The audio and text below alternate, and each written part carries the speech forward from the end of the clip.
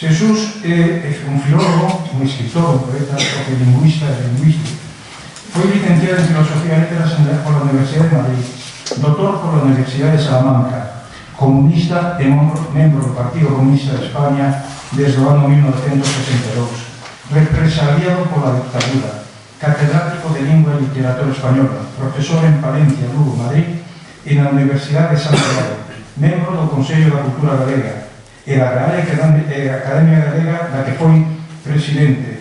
Xesús é un rapaz, é un xoven de 94 anos, cheo de ilusión e de forza, que sigue loitando como loitou cando era máis novo, por un mundo máis libre, igual e solidario.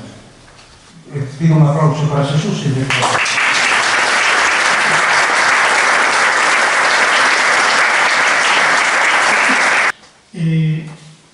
Eu hai algúns anos publiquei este libro que se titula Cartas de republicanos galegos condenados a morte, en que recordo moito máis de 100 cartas que van de 1936 a 1948. E logo, ao ano seguinte, no ano 2010, publiquei unha segunda edición con 9 cartas máis, e non tardarei en facer a terceira edición, porque quizáis teñan na miña casa neste momento, porque os amigos e as xentes que andan neste tipo de labores vaime proporcionando textos deste tipo, e teño algo así como 10 ou 12 cartas máis, e desde onte unha moi significativa que lle devo a ese arquivo milagroso e extraordinario que é o noso amigo José Antonio Uris, que é a fotocopia dunha carta do vosso alcalde do ano 36, perdón, señor alcalde, ao repetimos, o alcalde do ano 36, que era Brasilino Álvarez. De Brasilino Álvarez eu publico xa na primeira edición do libro unha carta que lle escribiu a Juan Noia, tenente de alcalde naquel concello, e que daquela andaba fuxido, pero non recordo se un día antes ou un día despois escribe tamén a súa muller, e con dificultades chegou o seu destinatario a carta, despois de tantos anos, e gracias unha vez máis á gentileza e á erudición de Uris, esta carta chegou a mi onte e non tardará en ser incorporada a unha terceira edición deste libro. En este libro, naturalmente, hai republicanos galegos condenados a morte, de Pontevedra, de Lugo, de Ribadeo, de moitas partes. Hai algúns especialmente significativos que son do Baixo Miño, de Cruz, da Guarda, etc.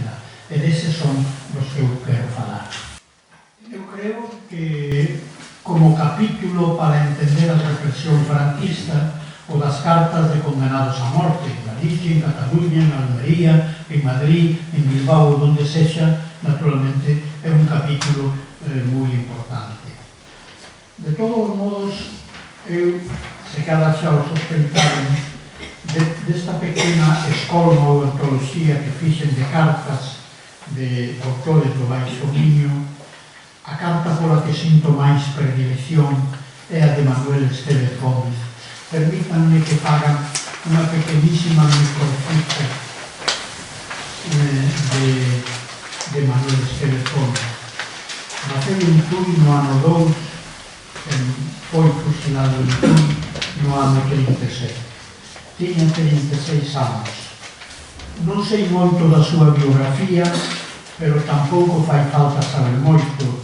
Basta ler esta carta e outro escrito do que penso falar, é o intento dunha revolución educativa.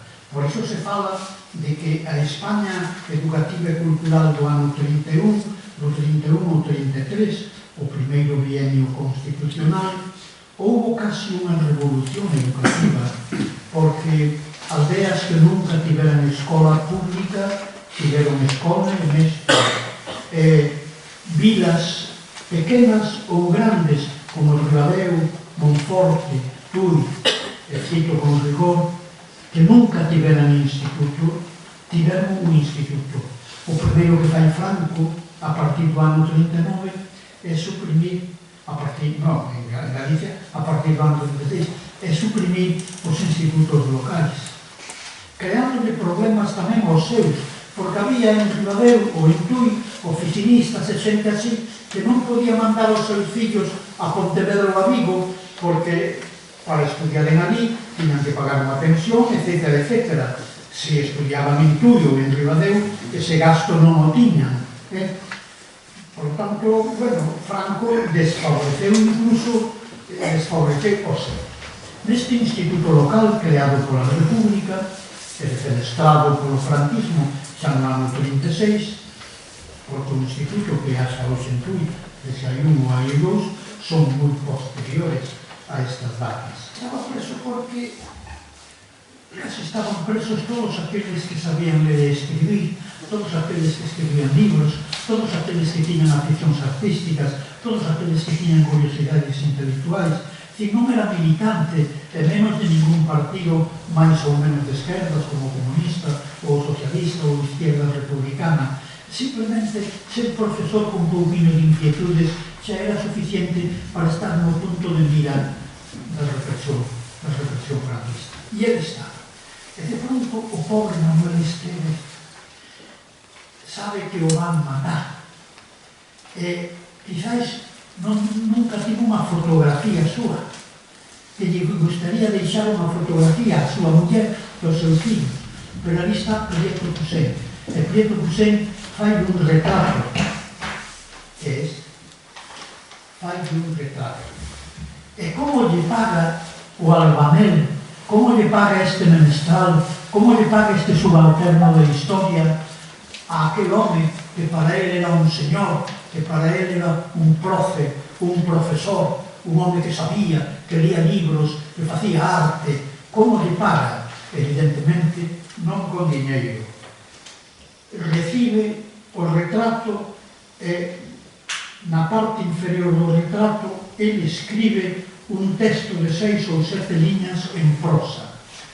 E cando eu li por primeira vez, maliciei-me de que ali pasaba algo. Resulta que o texto aparentemente estaba en prosa, pero de feito saía en verso.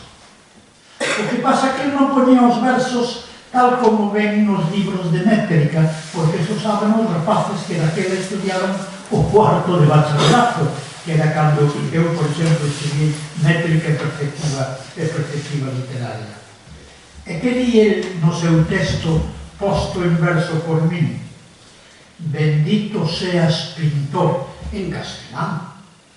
Evidentemente, o idioma social, o idioma familiar, o idioma veciñal do este albanel era o galego.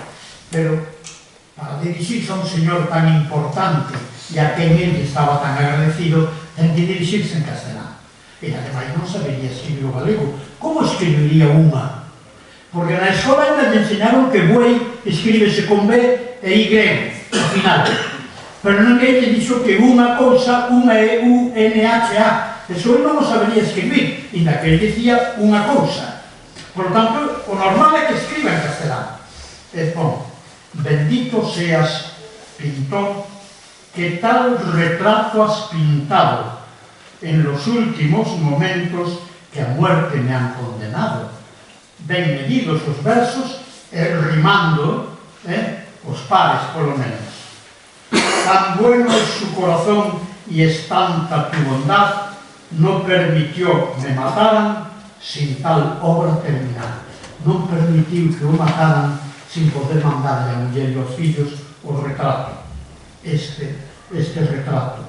A mí chegoume este retrato e a carta del por un Álvarez, non por don Darío Álvarez Vineses, que fora morto en agosto do 36, non por Darío Álvarez Blázquez, que se salvou da morte neses días, pese ao que fixo en favor de García Segret, sino de Darío Álvarez Gándara, neto do fusilado, fillo do que foi o médico de García Segret, e por eso eu teño o retrato e por eso teño a carta.